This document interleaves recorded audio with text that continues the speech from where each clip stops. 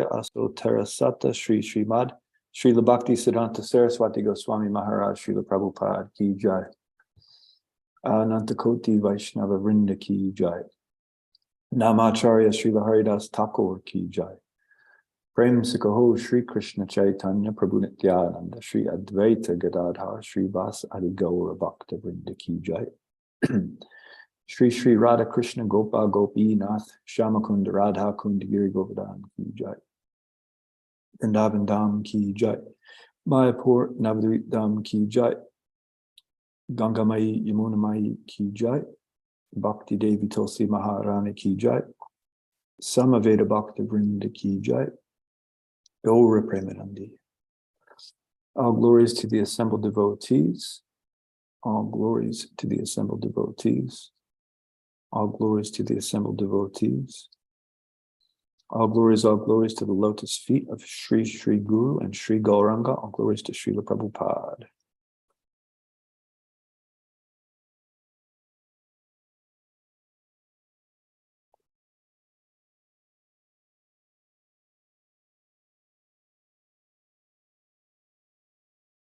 Okay. Hare Krishna, everyone. Welcome.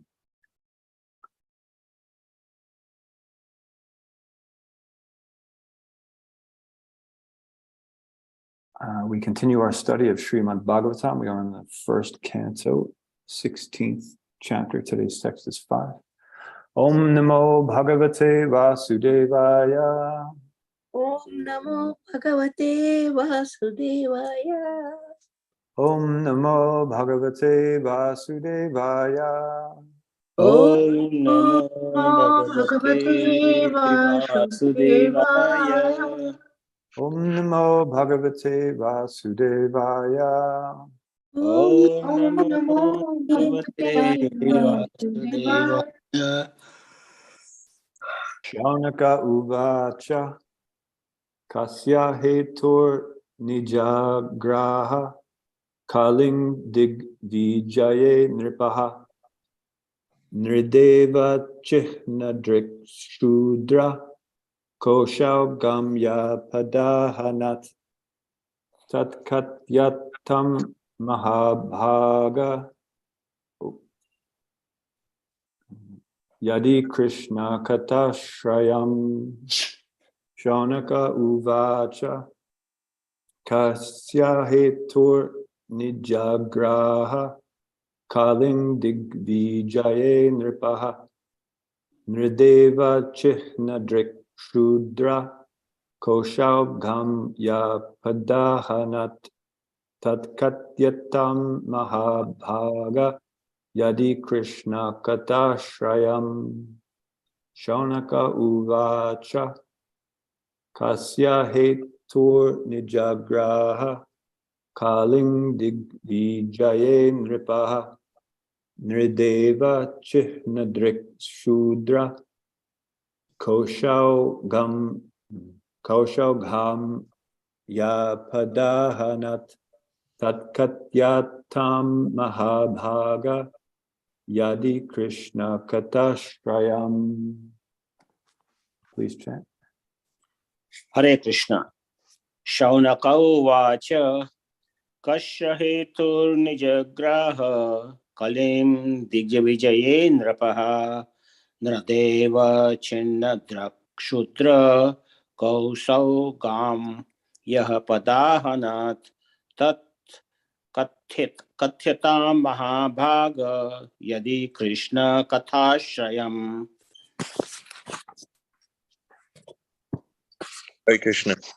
Shaunaka uvacha kasya hito nijagraha kalim didvijaye nripaha nrideva chinyadrikshudra kosho gam yaha padahanat tatkatyatam mahabhaja yadi Krishna katashrayam. Hare Krishna. Saunaka uvacha kasya hetu nijagraha kalim digvijaye nrupa hrideva chihnadrik sudra Kosau gamya padahanat tatkatyatham mahabhaga yadi Krishna kathashrayam. Shaunaka uvacha kasya heturnijagraha kalim digvijayen kripa Drideva chihna sudrako shau gambya pada padahanat tat katyatam mahabhaga yadi Krishna katyashrayam. Hare Krishna.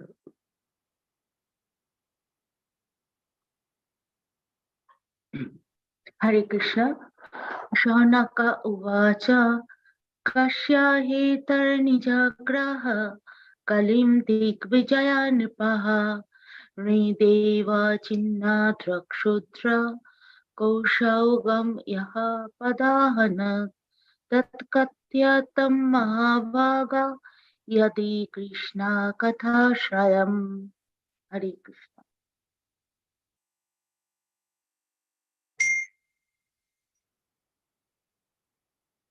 Anyone else?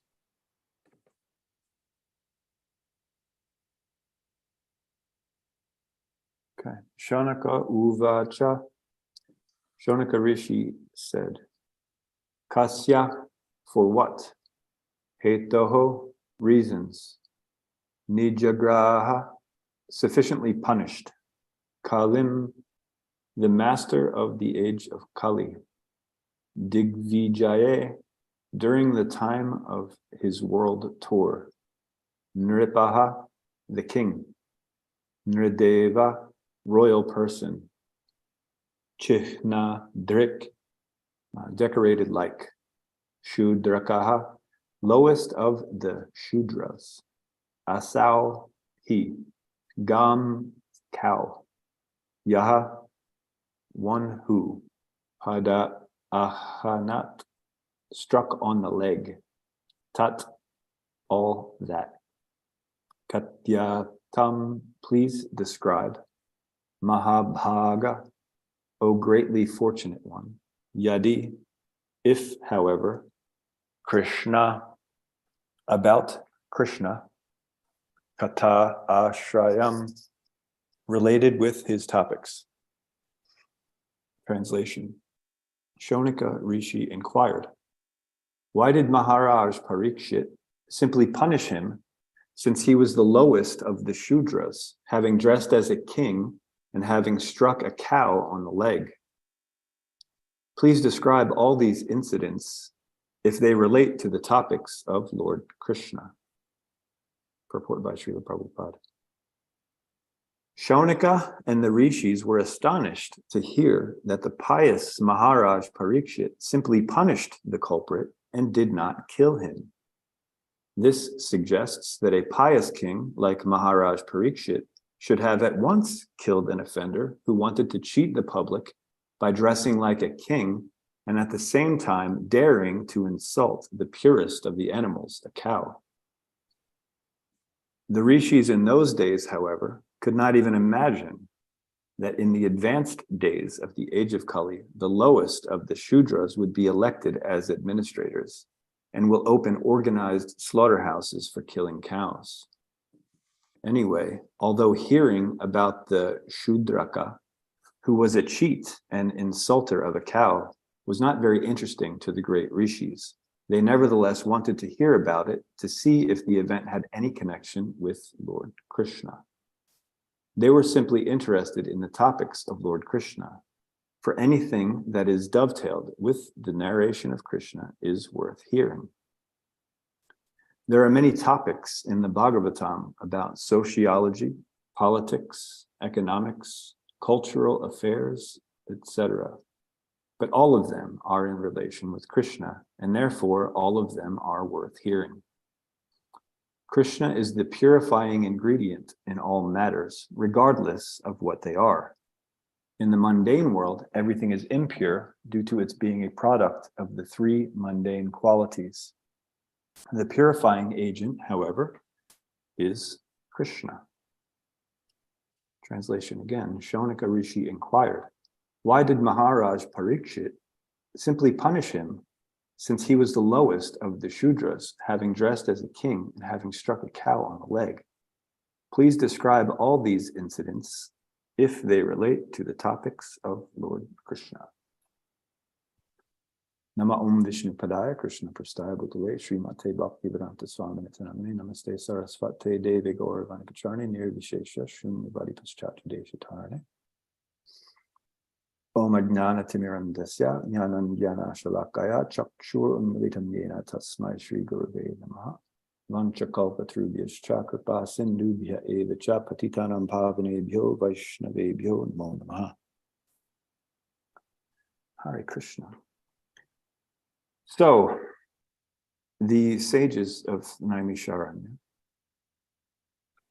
headed by Shonaka Rishi, they have this doubt, right? Sutta Goswami is speaking to them, and they hear that Maharaj Parikshit was the way that he was dealing, right? And so they were surprised. They thought, well, that is such a severe offense. That's definitely worthy of death. And Emperor Parikshit, he's a very pious king. So what's the deal? In other words, they thought the situation could have gone another way, and so they asked, right? So they had a doubt. So their doubt was expressed, but they were sure to make it clear that they didn't want to derail the whole principle of the conversation, right? Although they were surprised that Emperor Parikshit was seemingly acting with unnecessary leniency, they didn't judge his actions, right? Instead, they wanted to hear about his reasons if it related to the topics of Krishna, right? And this is the type of behavior that we need to learn from. Of course, Maharaj Parikshit will be slowly revealed in this chapter and in the next chapter, so we don't want to jump ahead. But today we're just going to talk about the inquiry in today's verse, right? Because honestly, if this sort of thing happened today,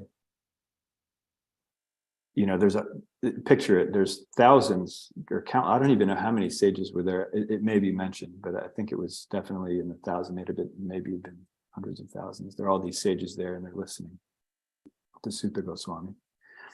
And they hear something like that. And that could have sparked a big debate, right? What do you mean he only punished him? Why didn't he kill him, right? And then some of them would have maybe blamed the king for not being a proper, you know, what is wrong with him? He should have killed him. And then others, maybe they were saying, oh, you know, maybe the sutta, maybe he's not even telling the story properly, right? And then others, you know, might maybe have their own idea, but this could have just erupted into a big argument amongst, you know, it could have divided into so many different camps, and these people are saying one thing and these people are saying another, and they're going back and forth. And this is the kind of behavior we're actually dealing with in the advanced age of Kali, as Srila Prabhupada points out. And so this type of interaction is something that we can actually learn from. It may seem like this verse is just a very simple, like, okay, no, they're just asking a question. But there's so much that we can learn from this, because this is actually how we are to understand Krishna consciousness, because there are always going to be things in our devotional service that don't quite make sense to us, because we don't have the necessary purified intelligence to understand everything according to Shastra, right? So doubts will be there, right? A doubt is actually a sign of intelligence, right? Doubt means that I've heard something, but I also have had either I've heard something somewhere else, or I have some sort of personal experience, or I have some sort of sense of logic that doesn't seem to go exactly with what I just heard, right? That's what doubt means. So it means that there's some intelligence there, otherwise there wouldn't be a doubt, right? So the fact that there's a doubt there, that's not the problem, right? These sages had a doubt, and it was based on Shastra. It wasn't based on a whim. It was about Maharaj Parikshit's decision to punish the Shudra instead of killing him. But what they did was they asked an authority, right? So they asked the speaker that they all agreed was the authority. And they patiently waited to get the matter clarified. We're not going to hear the full answer for another actual 2 chapters, right? Well, obviously, it went quicker in real time than it will go here for us, because we're covering 1 verse a day. But So they asked humbly and submissively. They made sure they weren't derailing the conversation. They said, if it relates to the topics of Krishna, then please answer. Otherwise, continue on with your story like that.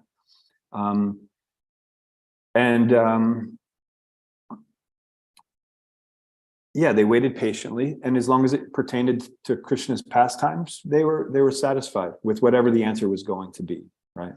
So we learned from Bhagavad Gita 4:34, Paritranaya sadhunam vinashaya chaduskritam dharma samstapanataya. No.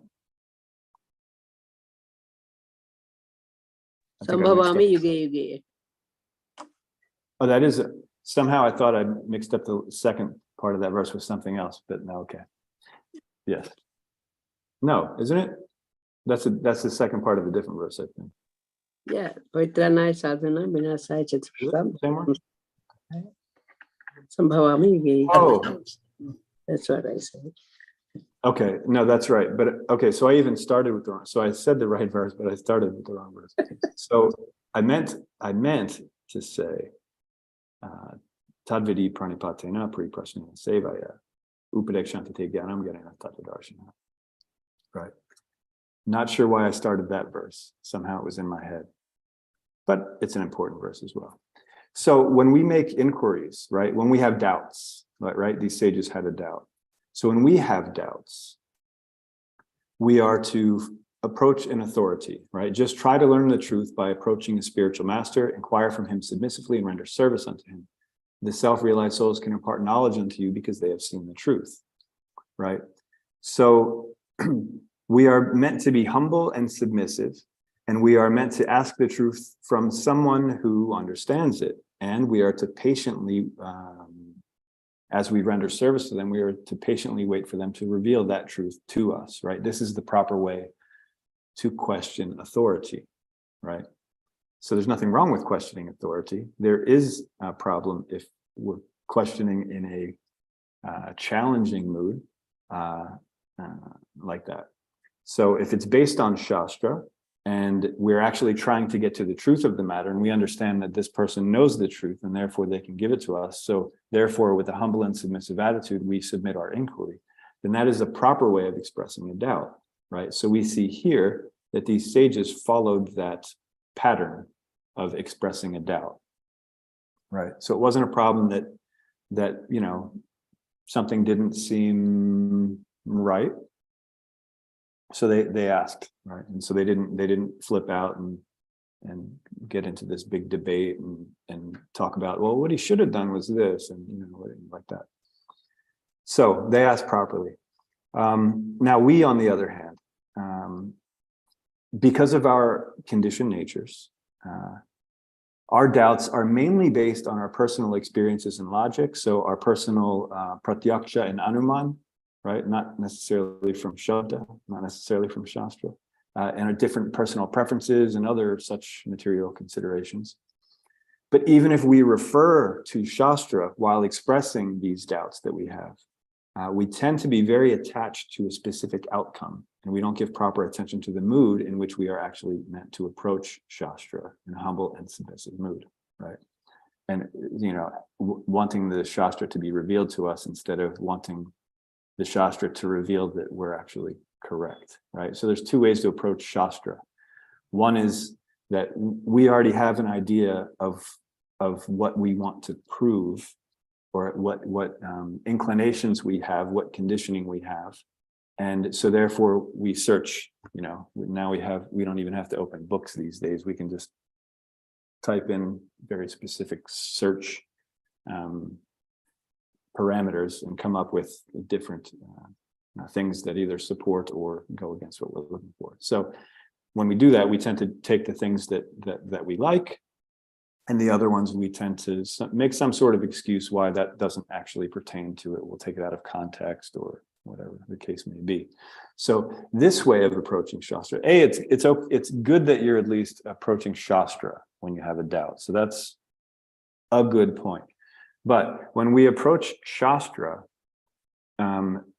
with the desire for Shastra to mold to our lives, right, to support our ideas, then that's not a very good approach to Shastra. Our approach to Shastra should be that we mold our lives based on Shastra, not that we change Shastra based on our whim, right? So when we approach Shastra, we're meant to do it humbly, submissively. We're supposed to try to understand it completely, not just part of it. And of course, we're supposed to do it through a bona fide spiritual master, following the examples of the sadhus, etc. So today, we're just going to examine the principles behind determining that which is a proper utilization of time and that which is a waste of time, right? So which is I think it's a good thing to focus on for this particular verse. So to do that, we're going to rewind 11 chapters ago to first canto, 5th chapter, verses 10 and 11, where Srila Vyasadeva was despondent because after compiling all of the Vedic literatures, he noticed that he didn't feel satisfied, right? And so he inquired from his guru, right? He did what he was meant to do. He had a doubt about something that he did, so he approached the spiritual master. He inquired from him submissively, and he got his answer. And so Narada Muni was pointing out why he was feeling despondent, because he was giving so many, because the Vedas, first of all, the Vedas have to appeal to everyone in the entire material creation, right? So down to the lowest grade of subhuman, two-legged animal that is, living in filth and, to bring their consciousness in line with Krishna consciousness. That's what the Veda's purpose is. So it'll reach down to every depth of, not even imaginable, depths of ignorance, and then gradually pull one to the point where they can actually understand Krishna, right? So because of that, there are different concessions that are given in the Vedas, right? And different portions of the Vedas have different kinds of concessions based on the modes of nature that, they're appealing to, right? So, Narada Muni pointed out that since you gave these concessions, right, people are going to pay more attention to the concessions and they won't pay attention to the regulations. And so therefore, they're going to be distracted. They're going to think that they're following a religion, and they're actually going to be doing some other nonsense, actually, right? And they're going to be justifying it based on Shastra. So he said, now you have to make a scripture that's just about bhakti, right? Just focus on bhakti. Don't give any concessions. Don't give any other sort of distractions. Every single verse should just be completely about bhakti. You do that, and then everything you'll be satisfied with your work, right?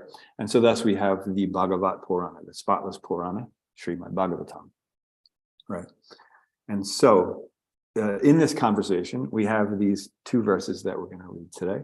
The first one is 1:5-10. It's up there for all of you.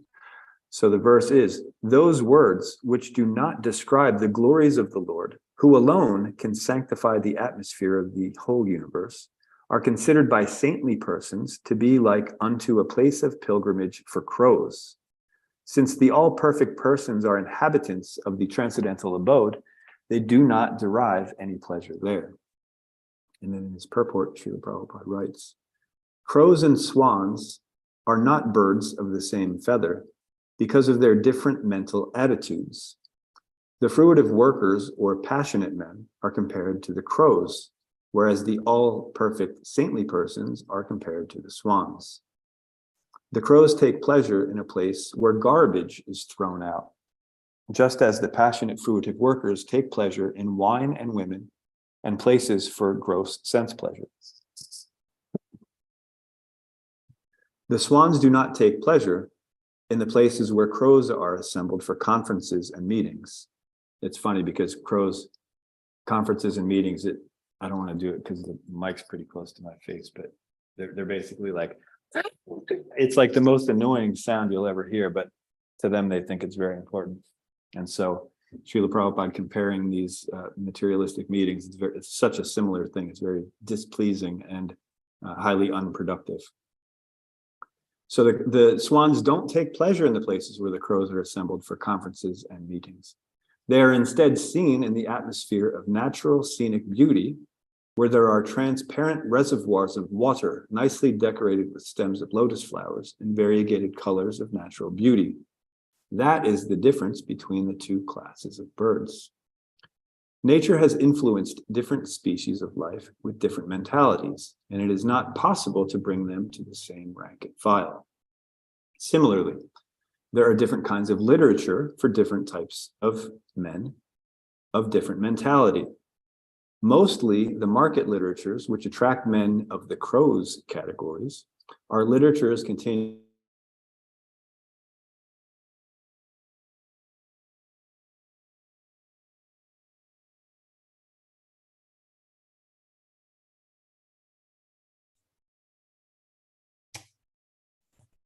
Looks like we have lost him. How about we just continue reading it and hopefully he'll be back. Mostly the market literatures which attract men of the crows categories are literatures containing refused remnants of sensuous topics. They're generally known as mundane talks in relation with the gross body and subtle mind. They're full of subject matter described in decorative language, full of mundane similes and metaphorical arrangements. Yet with all that, they do not glorify the Lord. Such poetry and prose on any subject is considered decoration of a dead body. Spiritually advanced men who are compared to the swans do not take pleasure in such dead literatures, which are sources of pleasure for men who are spiritually dead. He's there. These literatures in the modes of passion and ignorance are distributed under different labels, but they can hardly help the spiritual urge of the human being. And thus the swan-like spiritually advanced men have nothing to do with them. Such spiritually advanced men are called manasa, also because they always keep up the standard of transcendental voluntary service to the Lord on the spiritual plane. This completely forbids fruitive activities for gross bodily sense satisfaction or subtle speculation of the material egoistic mind. Charachandra Prabhu, if you're there, you can continue reading. Yes, sorry about that. I thought I had a proper internet situation, but evidently not ideal. Okay. Social, literary men, scientists, mundane poets, theoretical philosophers, and politicians, who are all completely absorbed in the material advancement of sense pleasure, are all dolls of the material energy. They take pleasure in a place where rejected subject matters are thrown. According to Swami Sridhar, this is the pleasure of the prostitute hunters. But literatures which describe the glories of the Lord are enjoyed by the Paramahamsas who have grasped the essence of human activities. So that part near the end where it says, absorbed in the material advancement of sense pleasure are all dolls of the material energy. We're going to get back to that point in a bit, because it's talking about the three modes of material nature and how they're forced to move, right? And so we're actually going to talk about that again in a little bit, but now 1.5.11. On the other hand, that literature which is full of descriptions of the transcendental glories of the name, fame, forms, pastimes, etc. of the unlimited Supreme Lord is of a different creation, full of transcendental words directed toward bringing about a revolution in the impious lives of this world's misdirected civilization. Such transcendental literatures, even though imperfectly composed, are heard, sung, and accepted by purified men who are thoroughly honest. Purport. It is a qualification of the great thinkers to pick up the best even from the worst, right? So we should keep this in mind when we are finding faults, for example, because the great thinkers actually, instead of finding faults, they try to find the best in everything. Continuing, it is said that the intelligent man should pick up nectar from a stock of poison, should accept gold even from a filthy place, should accept a good and qualified wife even from an obscure family, and should accept a good lesson even from a man or from a teacher who comes from the untouchables. These are some of the ethical instructions for everyone in every place without exception. I love when Srila Prabhupada makes such absolute statements and he seems to repeat them, but he's just covering every angle. So, because some people would say, yeah, but in this situation, we can't really necessarily follow that. But this says, these are ethical instructions for everyone in every place without exception. Continuing, but a saint is far above the level of an ordinary man. He is absorbed in glorifying the Supreme Lord, because by broadcasting the holy name and fame of the Supreme Lord, the polluted atmosphere of the Lord will change. And as a result of propagating the transcendental literatures like Srimad Bhagavatam, people will become sane in their transactions. Right? So the idea is that by understanding Shastra, automatically all these other aspects of our lives become rectified. We become sane in our transactions, right? Because the reason we have all these difficulties in life is because our intelligence isn't purified yet, right? Our intelligence is based on previous experiences, mundane literatures, teachers, movies, whatever. This is what we filter our, the things that come at us on a daily basis. We filter through these experiences, right? But when we purify that intelligence by understanding Shastra and being able to apply it in our lives, then we just automatically become sane in our transactions, right? It just happens automatically. It's a concomitant factor. Then I would like to now, we're going to skip ahead to the 5th canto, 12th chapter, verse 13. This is a conversation between Jad Bharat and Maharaj Rahugana. It's another very important point relating to today's verse. Who are the devotees mentioned here? In an assembly of pure devotees, there is no question of discussing material subjects like politics and sociology. In an assembly of pure devotees, there is discussion only on the qualities, forms, and pastimes of the Supreme Personality of Godhead. He is praised and worshipped with full attention. In the association of pure devotees, by constantly hearing such topics respectfully, even a person who wants to merge into the existence of the absolute truth abandons this idea and gradually becomes attached to the service of Vasudeva.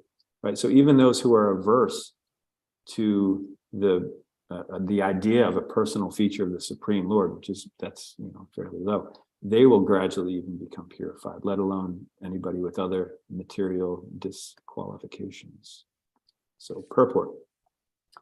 The symptoms of pure devotees are described in this verse. The pure devotee is never interested in material topics, right? So just like the Shonaka Rishi pointed out, only if it relates to topics of Krishna, then please clarify our doubt. Right? Sri Chaitanya Mahaprabhu has strictly prohibited his devotees to talk about worldly matters.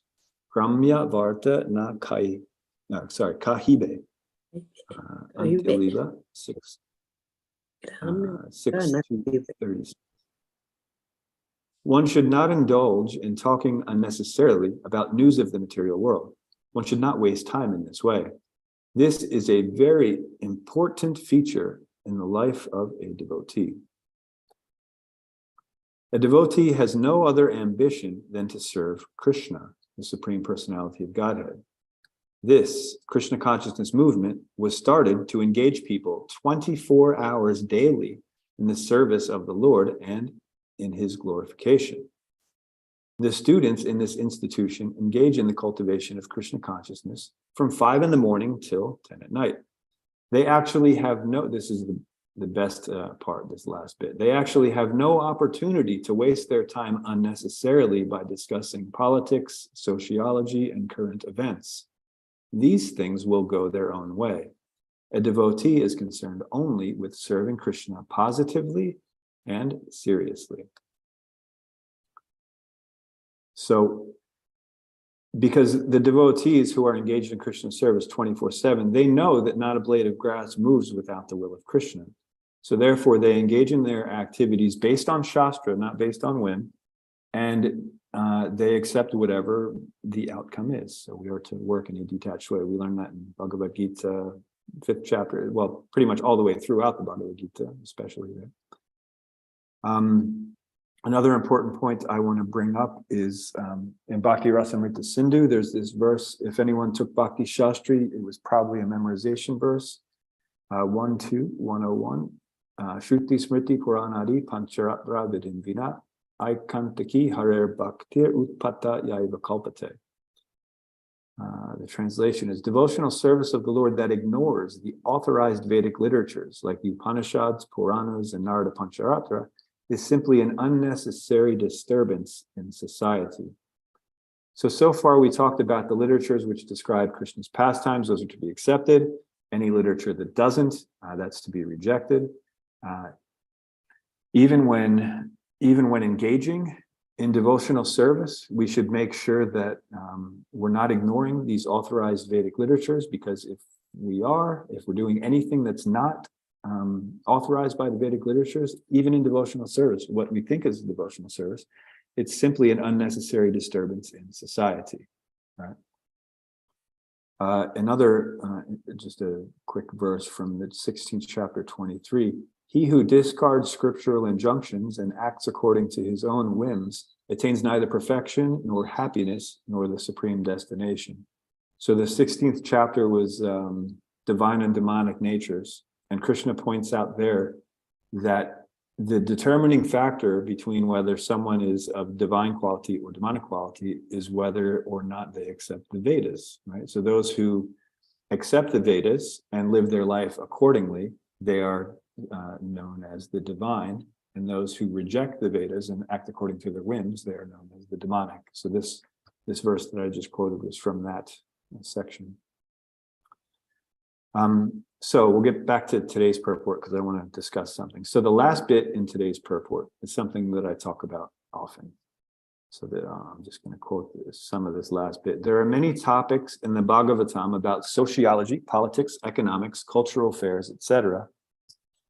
But all of them are in relation with Krishna, and therefore all of them are worth hearing. Krishna is the purifying ingredient in all matters, regardless of what they are. All right. So I talk about this a lot, about how anything that we have an attachment to, even though it's not directly related with Krishna, can be used in Krishna's service if we use our intelligence and we understand the Shastra properly to see how the things that we're attracted to or attached to are actually properly to be used in Krishna's service. In other words, we have to stop seeing them as things that serve our senses and start seeing them as things that are meant to serve Krishna, right? So we have to make that change in consciousness, right? So as it says here, Krishna is the purifying ingredient in all matters, regardless of what they are. So any activity, any item, any situation can be used in Krishna's service. We just have to know how to properly do that. And the way to understand how to properly engage something in Krishna's service is to study the Shastra.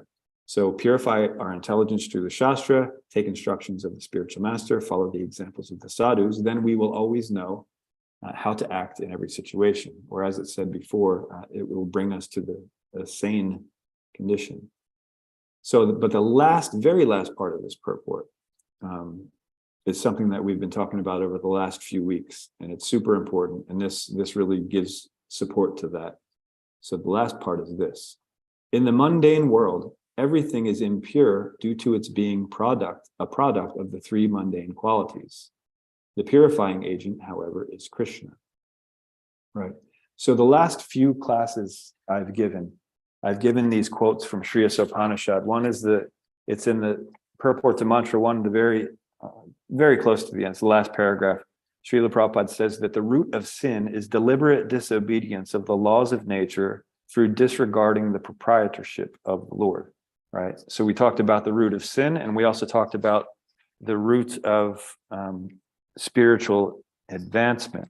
And so Srila Bhaktivinoda Thakur, in his Sri Tattva Sutra, Sutra number 4 commentary, wrote that inquiry after the supreme reality is the root of spiritual advancement. So the root of sin go against or to not accept Krishna's proprietorship and therefore deliberately disregard the laws of nature, right? And the root of spiritual advancement is to inquire into the Supreme.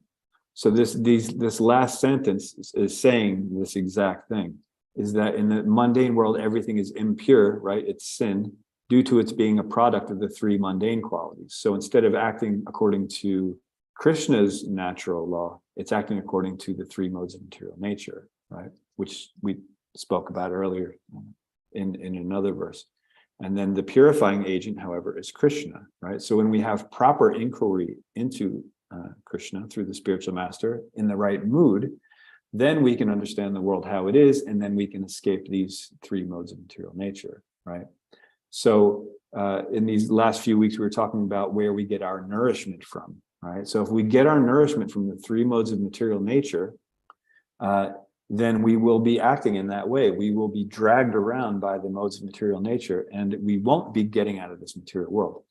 But if we are very careful to only get our nourishment from Krishna, through Shastra, through the Guru, through the sadhus, then we can actually make some advancement. We can become, as Srila Prabhupada mentioned before, sane, and we can get rid of all these mundane qualities and make decisions actually intelligently based on Shastra instead of based on our previous conditioning like that, right? And then so when we have doubts, we can actually express them properly to a proper authority, listen to them patiently, and then follow through accordingly, being detached to the results, right? So when we successfully dovetail our activities in Christian service, we can easily cross beyond the modes of material nature with purified intelligence. There's a couple more verses I want to read because they pertain to this very thing. The first one's going to be, again, 13th chapter of Bhagavad Gita, verse 22, and its purport. So the living entity, this is the verse, the living entity in material nature thus follows the ways of life, enjoying the three modes of nature. This is due to his association with that material nature. Thus, he meets with good and evil among various species. So that's the last bit. Thus, he meets with good and evil among various species. It means that the only reason that we have this concept of good and bad or good and evil is because we're identifying with the three modes of nature. So to counteract that, we stop identifying with the modes of nature, we stop getting our nourishment from them, we start getting our nourishment from Krishna, and then everything's clarified. Purport. Unless one is situated in Krishna consciousness, his material consciousness will oblige him to transfer from one body to another because he has material desires since time immemorial, right? There's no other option. There's Krishna consciousness and there's material consciousness, right? We tend to think that somehow, maybe we can come up with some sort of moral code. It's not necessarily in Shastra, but, it's something that we think is pretty good and we could live by it, and somehow it's beyond material, somehow it's transcendental, but that's not the case. We're either following Krishna's laws. I mean, no matter what, we're following Krishna's laws, right? Krishna says, I think it's in the verse, as they surrender unto me, I reward them accordingly. Everyone follows my path in all regards. So everyone's following Krishna's path, but it's a matter of if we're following Krishna's direct path or if we're following the path of the modes of material nature. So this is the thing. So those are the only two options. So if we're situated in Krishna consciousness, then we're situated properly. Otherwise, the material consciousness will oblige us to go from one body to another, right? But he has to change that conception, right? So we can change it. That change can be affected only by hearing from authoritative sources. Again, so back to today's verse, if we have doubts, that's no problem. We inquire from someone who's authorized, and we have to be humble and submissive, listen to what they have to say, and then accept it and be detached, right? The best example is here. Arjuna is hearing the science of God from Krishna. The living entity, if he submits to this hearing process, will lose his long-cherished desire to dominate material nature, and gradually and proportionately, as he reduces his long desire to dominate, he comes to enjoy spiritual happiness. In a Vedic mantra, it is said that as he becomes learned in association with the Supreme Personality of Godhead, he proportionately relishes his eternal blissful life. So as we develop in our Krishna consciousness, all of these material things just fade away. They're no longer of importance to us. We're not getting nourishment from the three modes of nature anymore. So this is the important thing. Then, in direct correlation to the verse we just read, in Chaitanya Charitamrita, Antya Lila 4:176, because we're talking about thus he meets with good and evil among various species. So this verse from Antya Lila is, in the material world, conceptions of good and bad are all mental speculations. Therefore, saying this is good and this is bad is all a mistake. So the purport to that verse. Krishna, the Supreme Personality of Godhead, is the absolute truth, ever existing with different varieties of energies. When one is absorbed in the illusory energy of Krishna and cannot understand Krishna, one cannot ascertain what is good for him and what is bad. Conceptions of good and bad are all imaginations or mental speculations. When one forgets that he is an eternal servant of Krishna, means doesn't have proper sambandha, he wants to enjoy the material world through different plans. At that time, he distinguishes between material plans that are good and those that are bad. Actually, however, they are all false, right? So this idea that we have in the material world of good and bad, it's completely bad, actually. They're a result of mental speculation, right? Then Bhagavad Gita 3:27. I think everyone knows this one. The spirit soul, bewildered by the influence of false ego, thinks himself the doer of activities that are in actuality carried out by the three modes of material nature, right? So again, when we misuse our free will, that means we're identifying with the false ego instead of the real ego. We've spoken about this several times. And when we're using the false ego, in other words, we're identifying as independent from Krishna, separate from Krishna, independent controllers and enjoyers, then the three modes of material nature are what is pulling us around, right? We think we're the doers. In other words, we have an idea of something. We think, we feel, we will, but nothing can actually be done unless Krishna sanctions it, right? This is discussed in the 18th chapter in the 5 factors of action. It's that Krishna is the ultimate doer. So the spirit soul, bewildered by the influence of false ego, thinks himself the doer of activities which are in actuality carried out by the three modes of material nature. Then in that purport, 2 persons, one in Krishna consciousness and the other in material consciousness, working on the same level, may appear to be working on the same platform, but there is a wide gulf of difference in their respective positions. The person in material consciousness is convinced by false ego that he is the doer of everything. He does not know that the mechanism of the body is produced by material nature, which works under the supervision of the Supreme Lord. The materialistic person has no knowledge that ultimately he is under the control of Krishna. The person in false ego takes all credit for doing everything independently, and that is a symptom of his nescience. He does not know that this gross and subtle body is a creation of material nature under the order of the Supreme Personality of Godhead, and as such, his bodily and mental activities should be engaged in the service of Krishna in Krishna consciousness. The ignorant man forgets that the Supreme Personality of Godhead is known as Hrishikesh, or the master of the senses of the material body, for due to his long misuse of the senses and sense gratification, he is factually bewildered by the false ego, which makes him forget his eternal relationship with Krishna, right? Again, not understanding proper sambandha.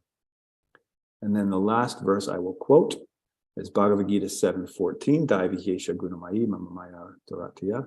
This divine energy of mine, consisting of the three modes of material nature, is difficult to overcome. But those who have surrendered unto me can easily cross beyond it, right? So we know that the three modes of material nature are dangerous. And we know that if we get our nourishment from that, that is the root of all sin. And we also know that it's very difficult to cross beyond it, right, from this verse. But those who surrender unto Krishna can easily cross beyond it. Why? Because they know they're not the doer. All they're doing is surrendering to Krishna and allowing Krishna to do all the work. And understanding that we're just an instrument in Krishna's service, right? So we are meant to do our service with intelligence, backed by the Shastra, under the instructions of a bona fide spiritual master and following the examples of the sadhus, and not be attached to the results. If we're attached to the results, thinking ourselves the doer of the activities, we will be dealing with the three modes of material nature, not with Krishna directly. Therefore, we should be very careful to focus our body, our mind, our words, our actions, our intentions, anything on Shastra in a mood of detachment, knowing that not a blade of grass moves without the will of the Supreme Lord. Right? So this should always be our focus. All of our decisions should be based on Shastra, the instructions of the Guru, the examples of the sadhus, because only those things which are related to Shastra are going to help us out of this miserable condition that we're in this material world. Anything else is an unnecessary disturbance in society. And so this question that was asked today by Shaunaka Rishi, it shows that it's okay to have doubts, but we should ask appropriately at the right time, to the right person, in the right mood, the right mentality, and then we should listen submissively and wait for the truth to be revealed to us, and then accept that truth with this mood of detachment. Okay, so I will stop here. I know I went long, and I apologize for that. There were a lot of references that I wanted to read, and I thought it was perfect to have a lot of references on this particular verse because it's talking about as long as it's relating to Krishna's pastimes, and it's worth hearing, otherwise it's not. So I thought that was fitting for today's verse. So if there are any questions, please feel free to ask them. Or just discussion, anything. If anybody has questions, just unmute yourself and go ahead.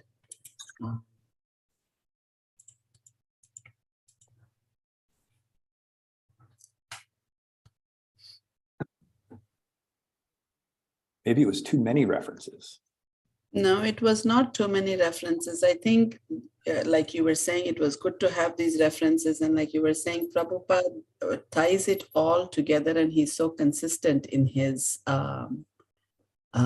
making his point. Yeah, it's nice to see these links throughout. That way we can actually understand the principle of the matter. Go look Ananda Priya, please. Yeah, very nice. I'm very happy you read all this. It's very instructive, and lately I've been meditating on the free mode. I've been thinking a lot about the free mode of nature.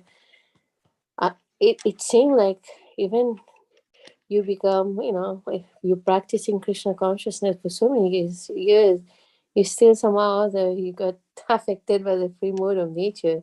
When is the point come where really like you're acting on a transcendental plane and you're not affected by the free modes of nature? That's a good question. Very good question. Very important question. So that's answered. I mean, it's answered in a lot of places, but Srila Jiva Goswami answers that in his Sandarbhas, Bhakti Sandarbha, I think. So when he's speaking about the different types of faith, right? And we talked about this too, the Laukika Shraddha and the Shastriya Shraddha. So Shastriya Shraddha actually means steady faith. It's based on Shastra and it's steady. So Nishta. So when we get to the platform of Nishta, then the influence of the modes of nature fade. So by the end of Nishta, by the time we actually get a taste, then once the taste is there, the influences are so much less once the taste is there. Because before we're actually fighting against the modes of nature, right?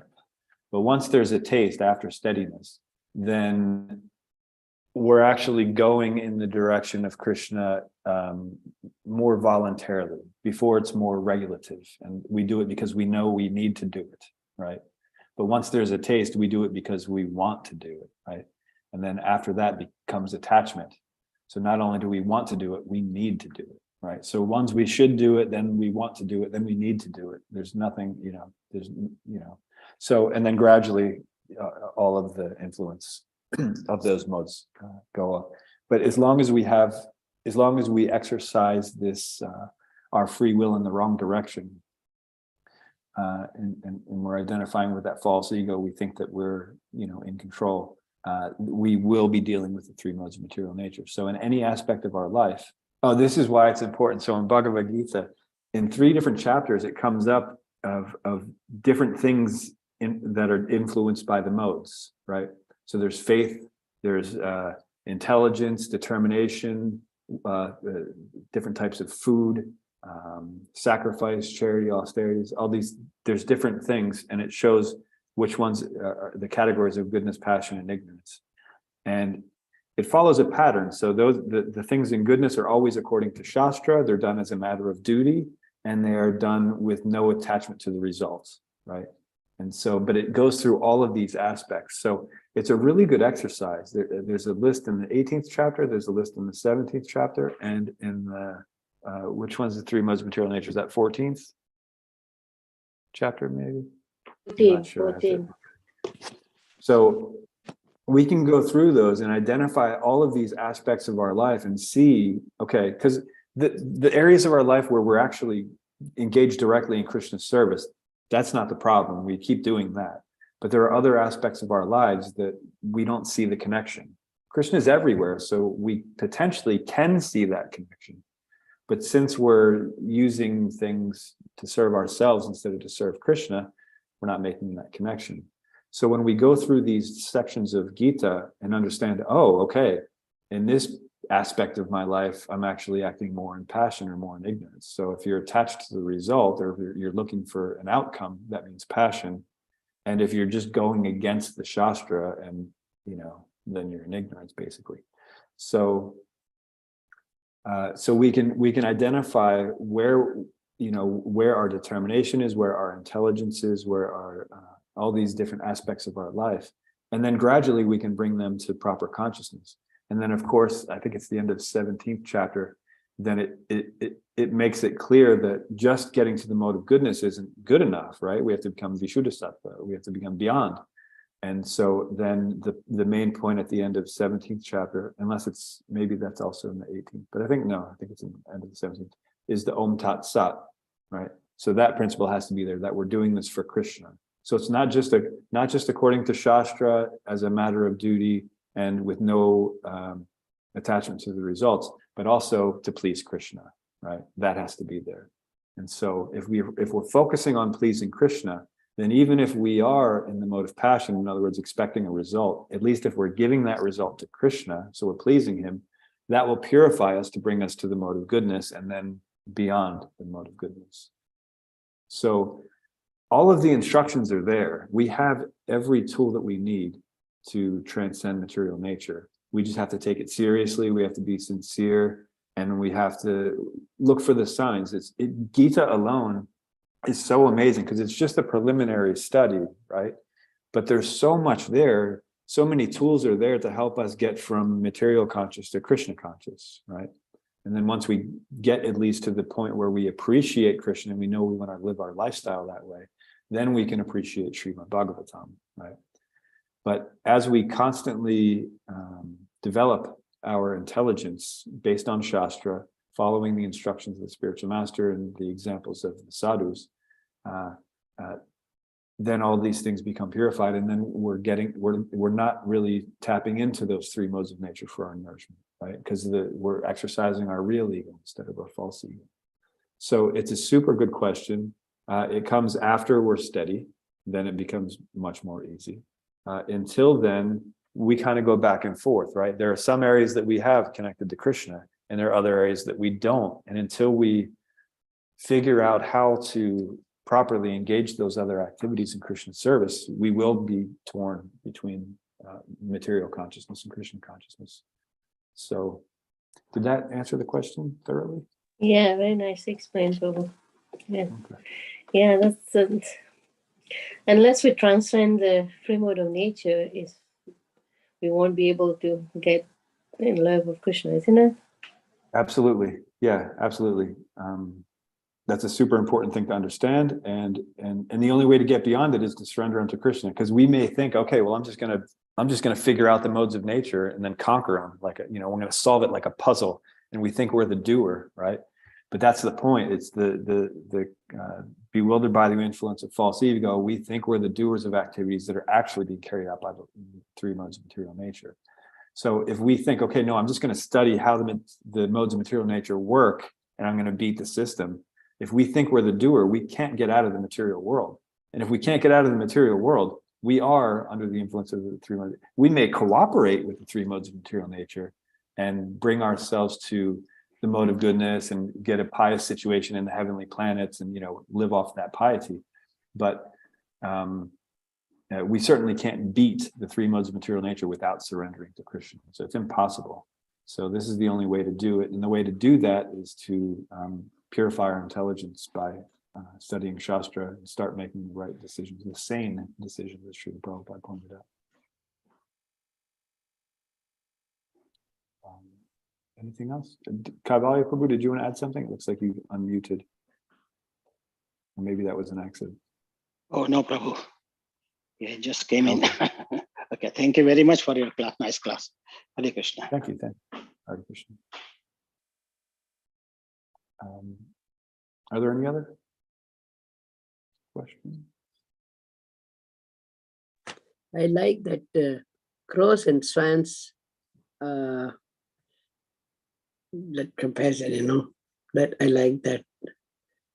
It's one of my favorite sections. So if I'm only giving class on that verse, that particular verse, I always point out, because today we covered a bunch of things, but I always point out that generally, because there's the crows and the swans, and so generally we think, okay, I appreciate Krishna, so I'm a swan, right? But actually, we're crows who've painted themselves white, right? Because we still have the tendency to, what was the quote? It's something about their meetings. Where was it? That's up further. What is that? That seems something about it. They take it was pleasure talking in about their place where garbage is thrown out. right. There was that. Oh, and then it was talking about they assemble for their conferences and meetings, but the swans don't really. So generally we're attracted to these other things, but we also identify with the swans because we appreciate Krishna, right? So we're in both realms, we're in both worlds. So in that sense, we're crows that want to be like the swans. So we paint ourselves white and we try to fit in as much as possible, but we're still attracted to the garbage, right? And so until we can actually, and this, again, it comes from studying Shastra, from taking instructions from the Guru, following the example of the sadhus, chanting Hare Krishna, purifying our intelligence. Until we're able to get to that point where we're naturally actually attracted to Krishna. We're not swans, we're white crows at best, right? And so, this is an important thing to understand, because generally we think everything's black and white, right? So we think, okay, well, either I'm a crow or a swan. Like, even the 13th chapter, divine and demonic natures. And it's the distinguishing factor is, do you follow the Vedic injunctions or not, right? But then Arjuna points out, well, there are also people who, they sort of fit in a gray area. So then how do we determine that? And then we talk about the three modes of material nature, the 14th chapter. So it talks about, okay, well, if you're influenced by this, so then, and then you can make your way from crow to swan by dealing with, by identifying where in the modes of nature we are situated and bringing ourselves up to that level of Om Tat Sat, that we're doing this for Krishna. So there's hope for us. It's not that, oh no, I'm a crow, and I'm always going to be a crow. No, that we have hope. We just have to actually engage in the process properly. Very good. And that can be easier said, but it's definitely worth it. And it's definitely a very effective process if we do it properly.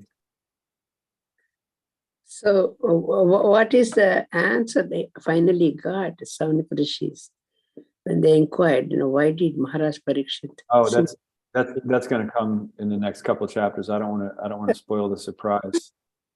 This is the one we read today. Kalpesh Prabhu. Yes, Kalpesh Prabhu.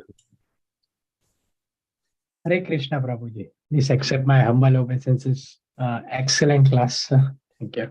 But I get caught into like maybe my concepts are not clear enough about the doer part of it, and Yes. then there is a struggle like I experiences. So we have a free will, and we are the doer. That is the ego. If we just see ourselves as the only doer, but there's a material nature is also the doer, right? So, but when we because when we read to the scriptures, we will have our, like you were saying, that how we fit in to ourselves, like what works according to us, then we see it according to our situations, the scriptures. So we try to fit in the scripture to our life. So knowing that struggles we experience, that we have a free will, and we have a right to do what we think, but the material nature is also the doer, and not accepting Krishna is the also doer, right? So there are three doers here. Knowing all these three doers, how do we make sure that we are doing it properly, which is using our exercising our free will properly, because the surrender will get developed accordingly, right? So that is where I struggle principally. That's a good question. When we went through Bhakti Shastra, we had the same exact discussion, because when we come up with a verse like this, it says you're not the doer, but then in the 18th chapter, we find out we are one of the doers, and just not the ultimate doer. And so doer means that we're culpable for our actions. In other words, we're misusing our free will. And so therefore we are put in all of these different miserable situations of suffering. And so we're the doer of that for sure, right? That's all because of us. We use that free will to go that way. But when we start using our free will in the correct way, that I am a servant of Krishna, then we realize that we're actually just an instrument, and we want to serve Krishna in whatever way he wants. It's no longer about us, it's about Krishna, right? So at first, when we come in contact with Krishna consciousness, we keep doing whatever we're doing, but we just add Krishna to that, right? So let's see, 9:28, I think it is. Yat karosi yadasnasi yajduhosi dadasi yat. So whatever you do, whatever you eat, whatever you offer, whatever you give away, whatever sacrifices and charities you perform, do that as an offering to me. So that's doing whatever you're doing anyway for Krishna. But then in the 18th chapter, it's saying that you only abandon all varieties of religion just under me. You're only engaging in Christian service. It's no longer about what you would have wanted or what you would normally do. You're just choosing now to return to your original state. In other words, the identity is still there. We're individuals, but this sense of doership, this sense of false independence, that's no longer there. So in that sense, we are not the doer. In the sense that we are perpetually adding to our material bondage, in that sense, we absolutely are the doer. We're not the doer, because Krishna also has a hand in that, and material nature has a hand in that. But we're culpable for it, right? So in that sense, we're the doer. We felt that we willed it, and if we earned it by our actions, then we get the result, right? Krishna does the action part. We don't do the action part. We think we do, because I just moved my hand, that's action, but it won't move until Krishna wills it, right? So that's what we have to understand, is that when we're using our false ego, then we're making a mess for ourselves, and it's getting worse and worse. And so in that sense, we are a doer in that situation. The three modes of material nature are dragging us around, but it's because of the decision we made to forget Krishna, right? So then when we use our free will then to serve Krishna, to remember him, to get that proper sambandha, to remember that proper relationship, that he's the supreme whole, we are fragmental parts that serve him, then we're actually choosing to serve him in whatever capacity he wants, and it's no longer about us. So that's that subtle point that we have to let go of. It's no longer like, okay, for example, when we start offering things to Krishna, right? We came to Krishna consciousness and people said, oh, you have to offer everything you eat to Krishna, right? So we just started eating whatever we would have normally ate. Some of us had to change our diets because, you know, we ate things that you can't offer to Krishna, but we still go according to our preferences, right?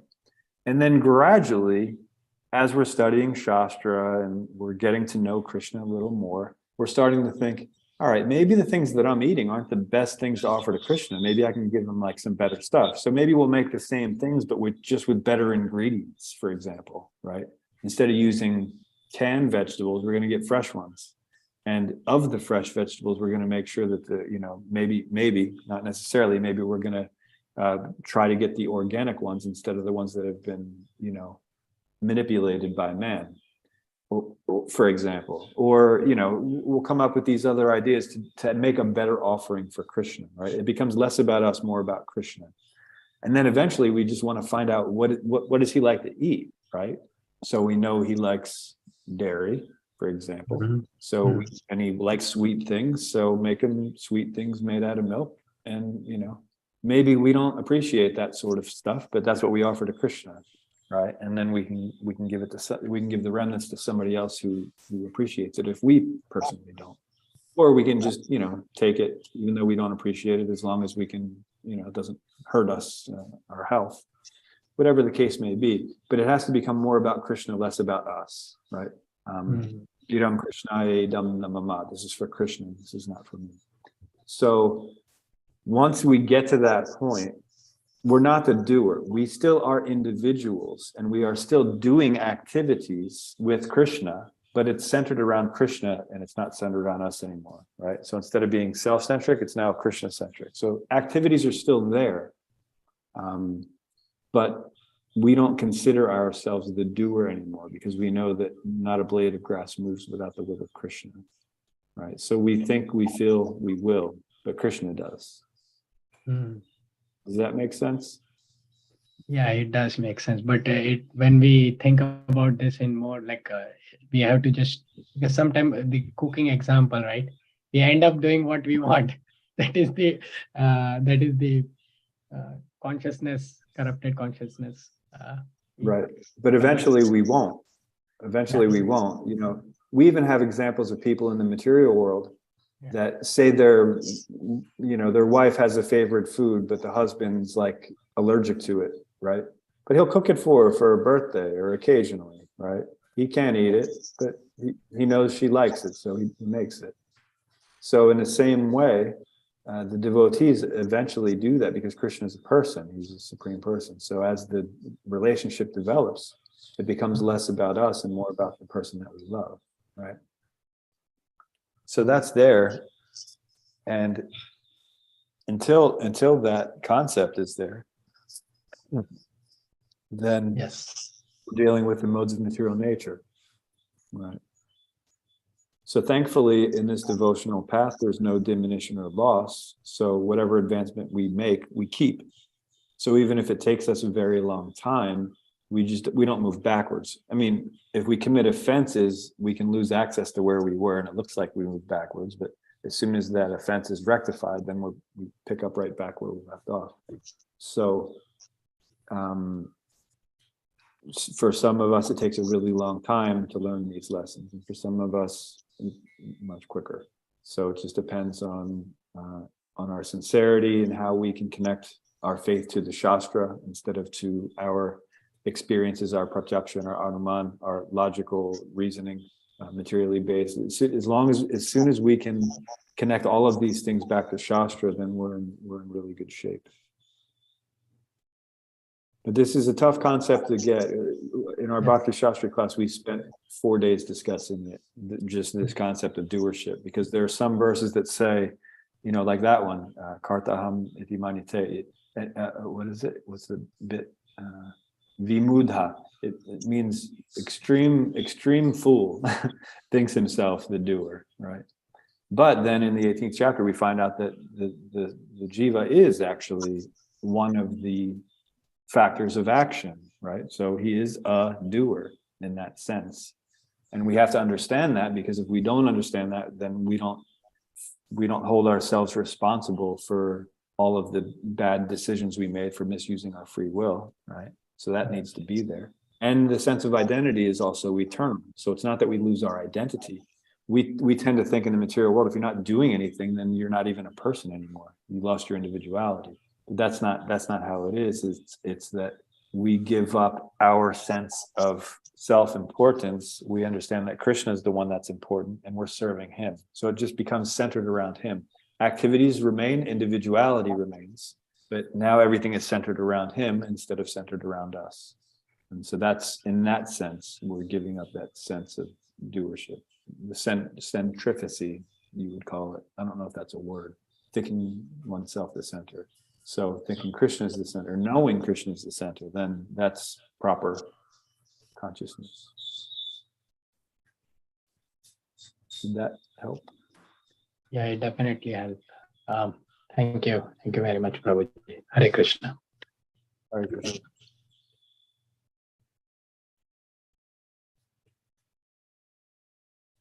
Yeah, that could be a very long topic, but okay. Is there anything else? I'm sorry we went over. I don't see any other hands.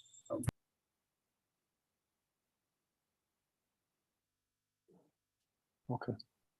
Thank you very much, Prabhu. Thank you.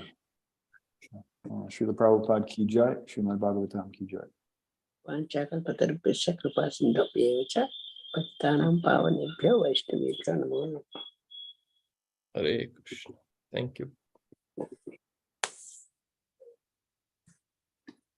Thank you very much, Prabhuji. Excellent class. Thank you. Thank you, Prabhu. Hare Krishna, Prabhuji. Thank you very much. Thank you, Prabhu. Hare Krishna. Jai, Mikey. Hare Krishna.